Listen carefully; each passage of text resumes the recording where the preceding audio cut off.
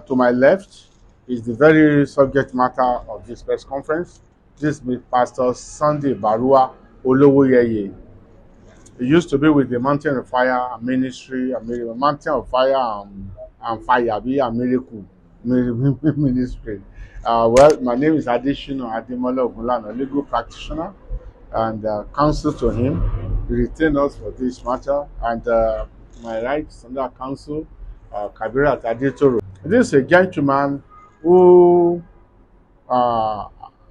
experienced acts of oppression from his workplace, and in trying to respond to that act of oppression, to reject it, he suffered even more oppression. And the totality of it was that he was dehumanized. His fundamental rights were brazenly affected, breached, and from all indications are still under threat of being breached. And that breach, and the consequences of the breach, that is even taking a huge toll on the psychological and emotional well-being, is the basis. Who are the respondents here? Dr. D.K. Olukoya, Incorporated Trustees of the Mountain of Fire and Miracles Ministry, a Superintendent of Police, a lady, Awoshi Ayoleyi, of the Federal Criminal Investigation Department, Alagmaikoyi, and then the Nigerian Police Force. According to him, he's been with the church for more than 20 years, and only about 2 years ago or 3 years ago, he had a problem with his wife's health, and he needed support from the church. He was not giving. I was requesting for some amount of money, which was not large, but he was not giving. There was no problem about that. And then when COVID now came, the gentleman just found out that 3, 4, 5 months' salary was not paid.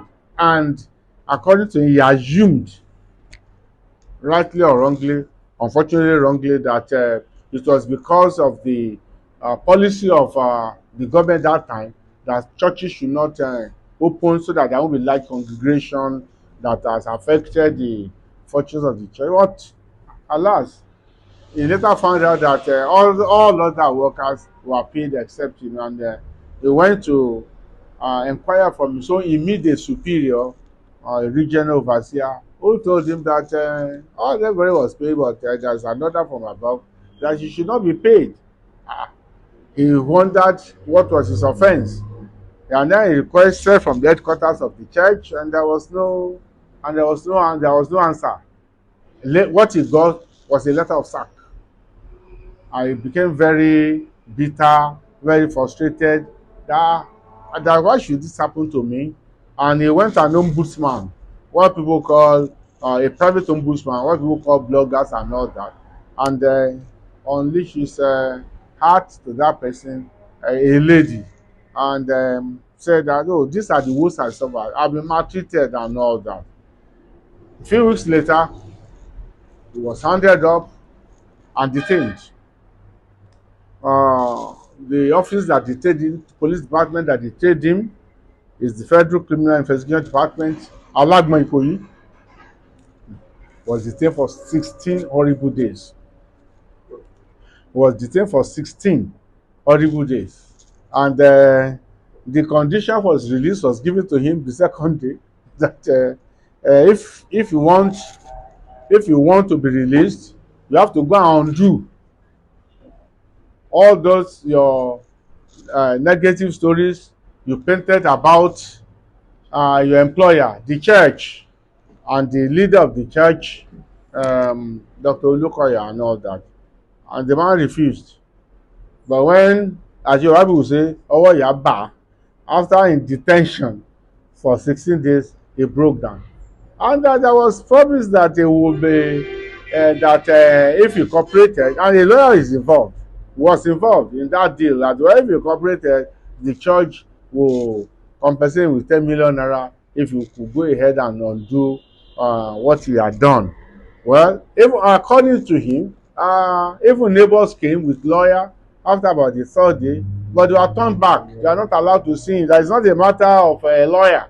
It's a matter of you not biting the finger that fed you, and that he should cooperate and all. Eventually, he capsized. I mean, he agreed, and then in the police station, he was made to do 3 videos recounting, repudiating his earlier positions, you know, and then was set free and got in 2 batches a total of 800,000 naira from the police. To us, that's almost strange, but it happened.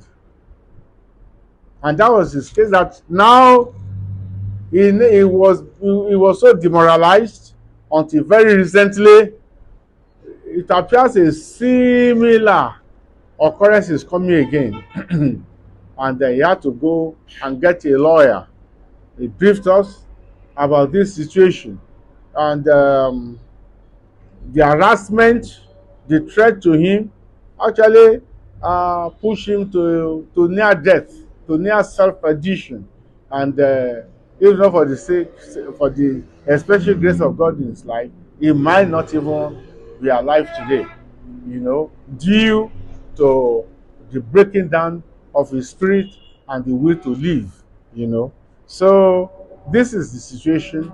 And well, we say, well, the Nigeria may not be in a pristine condition, but still not a completely lawless jungle where citizens do not even have any shred of right remaining, and that might is right. Well, your best situation is to go to a court of law.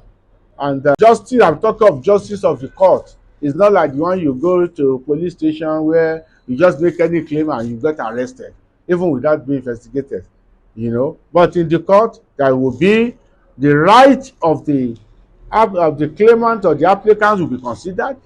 The right of the person being dragged to court will be considered.